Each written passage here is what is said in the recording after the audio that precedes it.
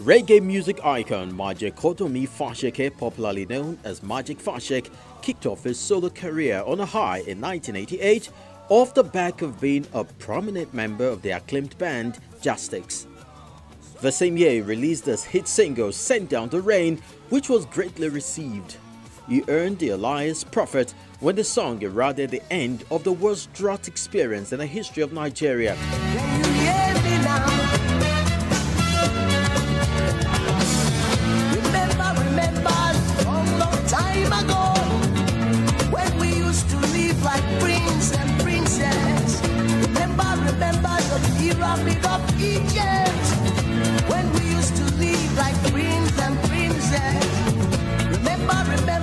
One of his notable performances on American TV was an appearance on the David Letterman show in 1992. His influence as one of Africa's greatest reggae artists grew. Arise from your sleep, Africa. Rise from your sleep, America. There's work to be done, Africa. There's work to be done, America. In 1994, he released another album titled The Best of Fashek under the Flame Tree imprint before moving to another imprint, Mango, known to market reggae music internationally, where he made a cover of Bob Marley's Redemption song. In the late 90s, Fashek began the battle with drug addiction, which took him off the music scene for years. In 2013, it was reported that the King of Reggae went through a rehab section in Nigeria.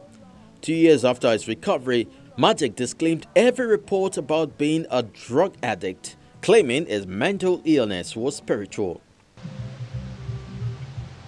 I can see brothers and sisters, they're sharing love together now.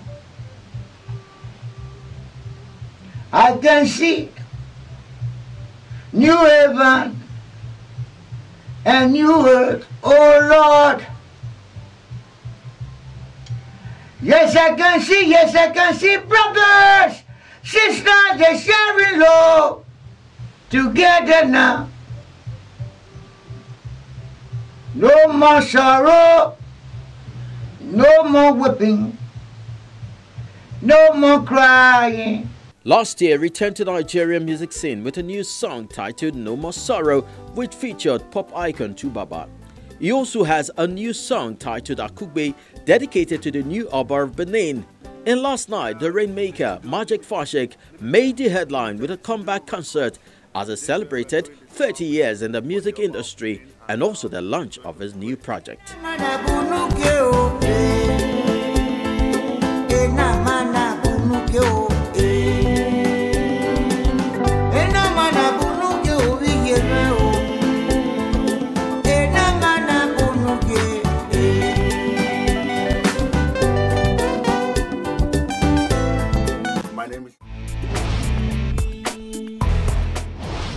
Now to the red carpet session of the much talked about 30 Years on Stage concert, where we got interesting comments and a new perspective to the musical journey of the man Majek Fashek. Do enjoy.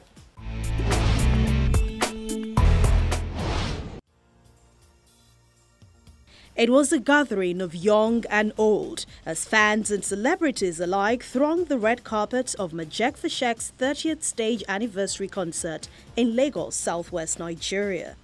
It is particularly an August event, considering Fashek's sensational return to music after enduring many years of mental instability and poor health, believed to be caused by an addiction to hard drugs and alcohol. Today, radio journalist Cordelia Okwe, who reported the release of his debut single back in 1988, is excited to have the Rainmaker back. Well, I'm a very big fan of Majek Fashek, right from my days in Benin, when he came out with the very first one, the Send Down the Rain album. Then I was already in broadcasting, so we used to play it a lot. And whenever we played it, it would rain. You know, that song has that myth attached to it. And somehow the myth is becoming like a reality. So seeing him fall, because he had a bad fall, and getting up to this point makes me as a fan very, very happy. because he would have been able to rival the best of reggae artists or artists all over the world. Before his solo career, Majek spent about 5 years as a member of the group Justice, discovered and nurtured by Harris Igiengo, who eventually went on to become his first manager. When I heard his voice, my goodness, I listened to all of them, but himself was exceptional. I said, "You sing like Bob Marley?" He said, "Yes." And he played his guitar, amazing guitar. He said, "I can also play drum." I said, "Wait. I can play keyboard." I said, "Go ahead." He played amazing keyboard. And I was so impressed. That what drew him to me. And I had to take him under my arm. They had a band. They even had a band before I came. And I encouraged the band. They all came together. And the member of the band, they were all singing praises of him. Yes, I can see. Brothers, sisters, they must share in love to get together now. There will be no more. Majek rose to fame beyond the shores of Nigeria and signed a recording contract with the famed American Interscope Records, led by Jimmy Iovine. Reports suggest it was during this period he got exposed to hard drugs. His manager at the time, Sumonu Bello Osage, narrates the chain of events that led to the darkest moments of the life and times of the reggae music icon. I remember vividly when Majek came. He was already a household in Nigeria. And when he came to the US, and wanted me to come to the American market, international scene, because he was not a local musician. He was a born talent. And we started doing all that we need to do, playing most of the club trams here in Los Angeles, LA, San Diego, Atlanta, everywhere. And we caught the attention of Jimmy Iovine, the president of Interscope Records. Interscope Records has Sundry Dog, the 50 cents of this world and all that.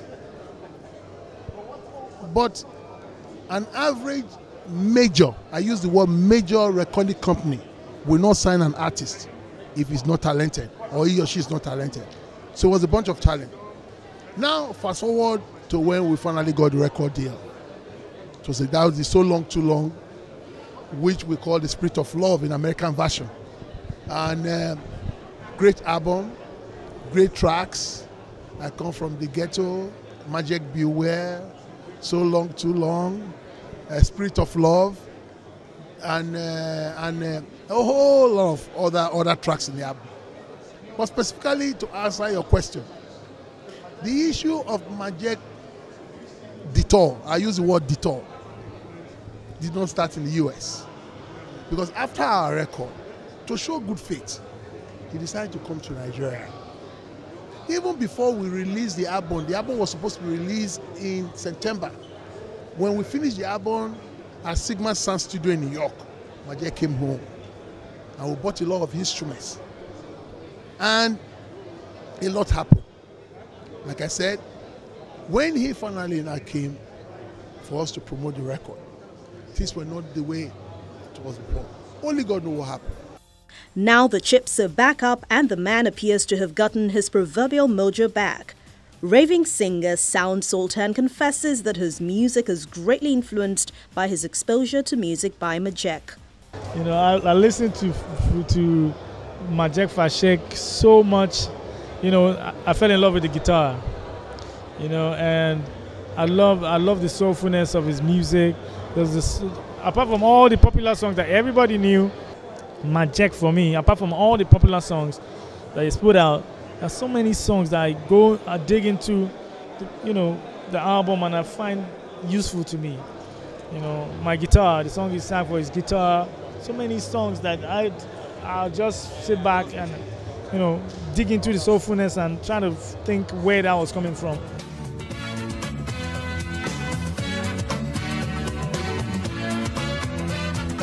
To celebrate, Majek has released a new album which features a remake of his old classic Holy Spirit, now titled Take Over Me, and featuring pop star 2Baba.